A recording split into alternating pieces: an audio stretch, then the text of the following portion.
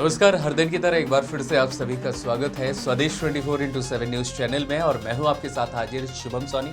Bulletin में शुरुआत करेंगे खास खबरों के साथ। धमतरी जिले का नगरी सिहावा अंचल महानदी के उद्गम सप्तऋषियों की तपोभूमि और घने जंगलों पहाड़ियों के लिए प्रसिद्ध है, लेकिन इस धरती की पहचान सिर्फ प्राकृतिक और धार्मिक महत्व तक सीमित नहीं है। इसी अंचल ने अंग्रेजी हुकूमत के खिलाफ जंगल सत्याग्रह के जरिए आजादी की लड़ाई में अहम भूमिका निभाई थी। आखिर क्या थी नगरी सिहावा जंगल सत्याग्रह की कहानी, बताते हैं कैसे ग्रामीण और आदिवासियों ने अंग्रेजी हुकूमत की वन नीतियों का विरोध किया। स्वतंत्रता दिवस के इस मौके पर देखिए आजादी के उस संघर्ष की अमर गाथा। आपको बता दें, नगरी सिहावा का यह इलाका प्राकृतिक संपदा से भरपूर रहा है। मैं इस वक्त मौजूद हूं धमतरी जिले के नगरी सिहावा अंचल के ग्राम लखनपुरी के झंडा भर्री नामक स्थान पर। नगरी सिहावा अंचल के जो निवासी थे, जो आदिवासी ग्रामीण थे, उनकी जो मुख्य आजीविका का स्रोत था जंगल, और इस जंगल में वो लोग अपने पशुओं को चराने लाते थे, यहाँ से जलाऊ लकड़ी इकट्ठा करते थे और वनोपज को संग्रहण करके अपनी आजीविका का माध्यम बनाते थे। लेकिन उस तत्कालीन शासन में अंग्रेज हुकूमत का एक ऐसा डंडा चला जिसके कारण जो जंगल सत्याग्रह की जो आग है वो भड़क उठी। जी हाँ, मैं आपको यहाँ बताना चाहूँगा कि वर्ष 1922 का वो दिनांक 21 जनवरी 1922, जिस दिन यहाँ के निवासियों ने अंग्रेज सरकार की जो वन नीति है उसके खिलाफ एक जगह इकट्ठा होकर अपनी जंगलों पर आजीविका, जंगलों का जो प्रतिबंध लगा था उसके खिलाफ आवाज़ बुलंद किए। इस दौरान उन्होंने वन कानून, जो अंग्रेज सरकार का जो वन नीति था, जिसमें वो इस जंगल को आरक्षित श्रेणी में लाए हुए थे, जिसमें एक स्पष्ट नियम था कि ये जंगल जो है कोई यहाँ न पशु चराएगा, न यहाँ जलाऊ लकड़ी इकट्ठा करेगा और ना ही यहाँ की वनोपज को इकट्ठा करके अपनी आजीविका चलाएगा।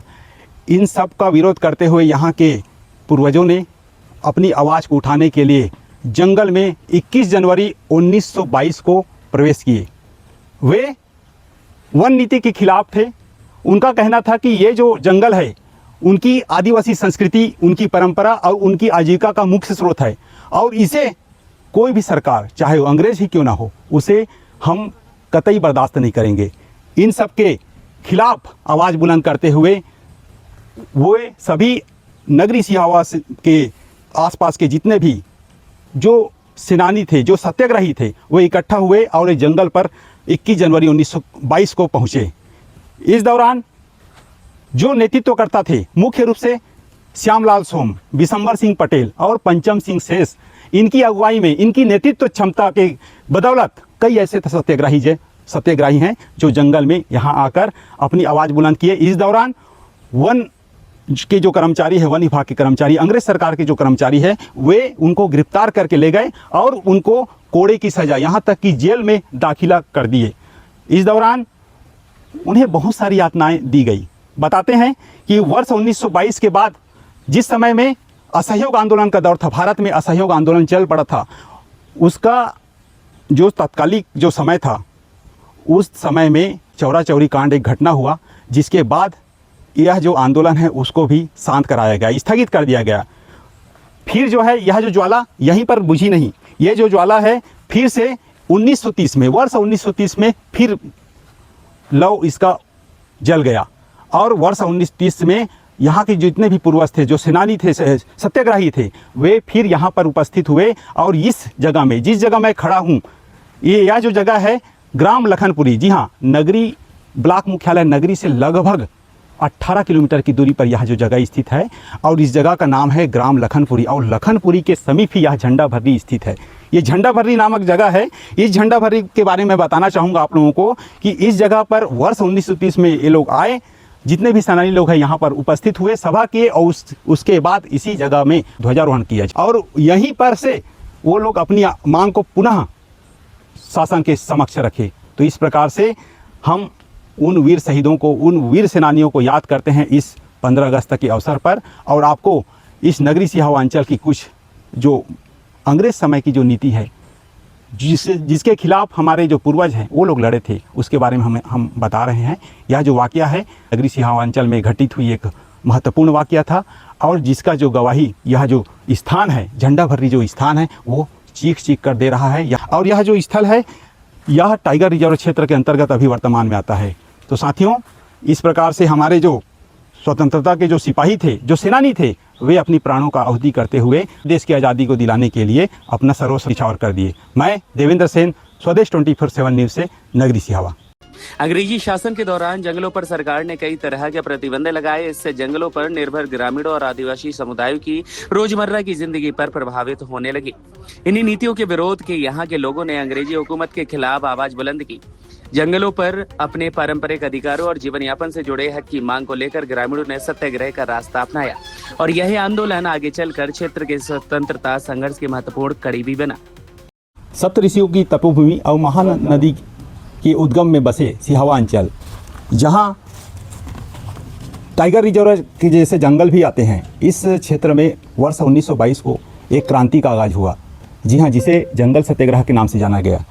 उन वीर सेनानियों की याद को जीवित रखने के लिए, आने वाली पीढ़ियों को बताने के लिए एक स्मारक का निर्माण किया गया है, जहां इस वक्त मैं मौजूद हूं। आइए हम जानने का प्रयास करें कि आखिर इस शहीद स्मारक स्थल पर जो इनके उत्तराधिकारी है, उनकी क्या व्यथा है, आज वो किस स्थिति में जिंदगी जी रहे हैं, किस स्थिति पर वो लोग आज जीवन यापन कर रहे हैं। हमारे साथ दादाजी भी हैं, उनसे हम पहले बात करना चाहेंगे। आपका नाम बताएंगे? गुरुराम शेष। आपके कौन से जो पूर्वज थे जो जंगल सत्याग्रह में अपना योगदान दिए थे? स्वर्गीय पंचम सिंह शेष जो है वो मेरे दादाजी हैं। और कोई रहे हैं आपके परिवार में? और बड़े बाप भी था, बड़ा बाप जगत राम शेष। अच्छा, जैसा कि बताया जा रहा है कि जंगल सत्याग्रह के आंदोलन में आपके पूर्वजों ने हिस्सा लिया। क्या क्या थी उस समय तात्कालिक परिस्थितियाँ जिस कारण से जंगल सत्याग्रह का आंदोलन आगाज हुआ? जंगल सत्याग्रह इसलिए किया गया कि अंग्रेजों के अत्याचार को देखते हुए जंगल में जाके झंडा फहरा दिए। और क्या क्या कारण था? जैसे बताते हैं कि जंगल में जो है लकड़ी लाने के लिए, जलाऊ लकड़ी लाने के लिए मना करते थे, वनोपज लाने के लिए मना करते थे, यहाँ तक कि मवेशियों को चराने के लिए उनको भी मना किया जाता था, वो जंगल में ले जाने के लिए। इसीलिए ये शायद आंदोलन का आगाज हुआ। इसके बारे में आपको कुछ जानकारियाँ हैं? हाँ, जंगल में मवेशी चराने के लिए ले जाते थे तो उसके लिए पैसा देना पड़ता था, लकड़ी लाने के लिए पैसा देना पड़ता था। जंगल से वनोपज है भाई, अब आदिवासियों के लिए तो क्या है, कांदा है, कुछ है, वहाँ के जो भी खाद्य सामग्री है उसको भी लाने के लिए नहीं देते थे। मतलब कुल मिला के देखा जाए तो जो प्रतिबंध लगाया गया था अंग्रेज सरकार द्वारा, उसी के विरोध में यह जो जंगल सत्याग्रह का आगाज हुआ। जी हाँ, हमारे साथ और भी कुछ हमारे उनके उत्तराधिकारी मौजूद हैं। आपका नाम बताएंगे? जी, मेरा नाम श्रवण शेष है। आपके कौन रहे हैं? जगत राम जो है दादाजी हैं। अच्छा, जैसा कि ये जंगल सत्याग्रह में आपके दादाजी ने योगदान दिया और इस जो आंदोलन, जो छत्तीसगढ़ का पहला जंगल सत्याग्रह आंदोलन था नगरी सिहावा का, उसमें अपना अभूतपूर्व आंदोलन करते हुए, अपना योगदान देते हुए सफल बनाया। तो इसके बाद आपको जो, जैसे आपके हाथ में ताम्रपत्र रखा हुआ है आपके हाथ में, और साथ ही कुछ जो प्रमाण पत्र है आपको मिला हुआ है, तो शासन स्तर पर आप लोगों को, उत्तराधिकारियों को कुछ बेनिफिट, कुछ फायदा मिल रहा है? नहीं, इससे तो हमें कोई बेनिफिट मिला नहीं है शासन प्रशासन की ओर से। हमें बस यह ताम्रपत्र मिला है, इसका सुध लेने वाला कोई नहीं है। जैसा कि इस स्थल पर हम लोग खड़े हुए हैं, शहीद स्मारक स्थल है, यहाँ की स्थिति के बारे में बताएंगे। किस प्रकार है शासन प्रशासन द्वारा जो उचित मुहैया जो कराना चाहिए सुविधा, वो आपको दिखाई दे रही है? जी नहीं, आज तक के तो कोई यहाँ पर कोई भी चीज़ मिला नहीं है। जब से ये बना हुआ है, खंडहर जैसे बिल्कुल लगता है। यहाँ पर मेन रोड से लगने के बाद भी जो यहाँ पे कोई शासन प्रशासन, कोई यहाँ से कई नेता आते हैं जाते हैं, कई बार हो गया, कई चुनाव हो गए, कई बार आते हैं, देखते हैं और उसके बाद चले जाते हैं। इसका सुध लेने वाला कोई नहीं है। ये जो है मेन रोड में होते हुए भी इसका कोई अस्तित्व नहीं है, ऐसा लगता है। जैसा कि बता रहे हैं कि ये जो शहीद स्मारक है, जो कि उनके जो वीर सेनानियों की याद में, उनकी स्मृति में बनाया गया है, लेकिन ये बदहाली की व्यथा खुद रो रहा है। ये स्थिति इतना बदतर हो चुकी है कि यहाँ जो आसपास जो है जंगल झाड़ियाँ उग चुकी हैं, बड़े बड़े गड्ढे आपको दिखाई दे रहे हैं। मतलब बहुत ये विडंबना की स्थिति है कि जो आंदोलन, छत्तीसगढ़ का पहला जंगल सत्याग्रह आंदोलन रहा, उनकी स्मृतियाँ आज सहज कर नहीं रखी जा रही। हमारे साथ गाँव के कुछ और गणमान्य लोग उपस्थित हैं, उनसे भी जानना चाहेंगे कि आखिर इसकी जो व्यथा है ये किस प्रकार से है। मतलब आपका नाम बताएंगे? कृष्ण कुमार मारकोले। आप जैसे गांव उमरगांव के निवासी हैं, यहाँ कितने जो है स्वतंत्रता संग्राम सेनानी यहाँ पैदा हुए, इसके बारे में बताएंगे? यहाँ स्वतंत्रता संग्राम सेनानी लगभग 30-35 लोग स्वतंत्रता संग्राम सेनानी में भाग लिए थे। जैसा कि स्वतंत्रता संग्राम सेनानी मतलब बहुत 30-35 की संख्या आप बता रहे हैं, मतलब बहुत काफ़ी तादाद में की संख्या है स्वतंत्रता संग्राम सेनानियों को। तो क्या क्या है आज की जो स्थिति है शहीद स्मारक में, क्या क्या विडंबना है उसके बारे में बताएंगे। यहाँ शहीद स्मारक में ये विडम्बना है, शासन ने यहाँ स्वतंत्रता संग्राम सेनानी का चिन्ह तो बना दिया है शहीद स्मारक के नाम से, लेकिन विडम्बना ये है ये चिन्ह जैसा नहीं लगता, रौनकता नहीं है। शासन को चाहिए, जब हमारे पूर्वज देश को आज़ाद करने में अपना जान भी निछावर कर दिया और उसी की बदौलत आज शासन राज कर रहा है, तो उसको चाहिए कि कुछ ढंग से लगे स्मारक, यहाँ का रोड अच्छा से हो, यहाँ का ग्राम अच्छा लगे, तभी तो स्वतंत्रता संग्राम सेनानी का गौरव ग्राम हो, ऐसा कुछ होना चाहिए। जी बिल्कुल, आपके कहने के आधार पे कि ये जो वीर सेनानियों की याद में जो स्मृति में बनाया गया स्थल है, निश्चित ही जो है आने वाली पीढ़ियों के लिए एक प्रेरणादायक हो सकता है, लेकिन यहाँ की स्थिति को सुधार करने की जरूरत है और शासन प्रशासन को ध्यान देने की जरूरत है। हमारे साथ कुछ और लोग भी मौजूद हैं, उनके हाथ में क्या है, आपके हाथ में बताएंगे, हमारे दर्शकों को बताना चाहेंगे आप। ये शासन दिया है, लेकिन अभी तक हमको कोई लाभ नहीं मिला है। क्या है ये क्या चीज़ है? ये है प्रशस्ति पत्र दिया है। अच्छा, ये किसके द्वारा दिया गया है? ये दिया है मतलब दिग्विजय सिंह। अच्छा, दिग्विजय सिंह मुख्यमंत्री जो तत्कालीन मुख्यमंत्री मध्य प्रदेश सरकार द्वारा।